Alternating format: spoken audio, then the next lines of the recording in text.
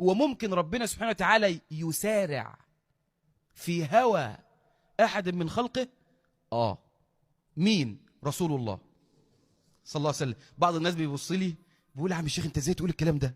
ما الحديث في البخاري، حديث صحيح صريح فصيح مليح من أحاديث النبي صلى الله عليه وسلم، وموقوف على عائشة رضي الله عنها.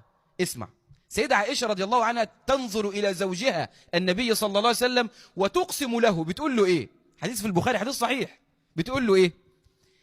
بتقول له يا رسول الله ما أرى ربك إلا ويسارع في هواك، ما أرى ربك إلا ويسارع في هواك، يفعل لك ما تشاء يا رسول الله. حاجة جميلة جدا. تعرف قبل أن تكون قبلتنا ناحية البيت الحرام كانت فين؟ كان ناحية إيه؟ بيت المقدس. النبي صلى الله عليه وسلم كان من جواه كده نفسه أن القبلة دي تتحول من بيت المقدس إلى بيت الله الحرام. هو أنا النهاردة بكلمك عن إيه؟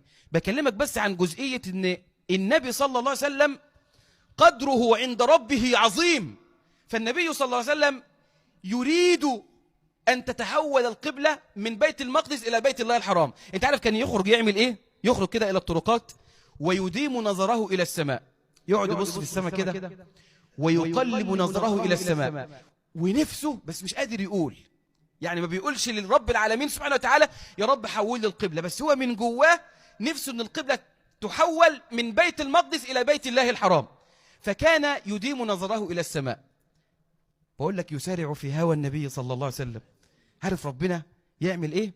حول له القبلة وأنزل قوله تعالى قد نرى تقلب وجهك في السماء فلنولينك قبلة ترضاها. يا سلام، انظر، والله لا يعرف قدر النبي إلا الرب العلي جل في علاه. لذلك أنا بقول لك اهو من كل قلبي وبمنتهى الثقة، ولو لم نخرج من هذه الخطبة إلا بالكلمات اللي هقولها دلوقتي لكفت.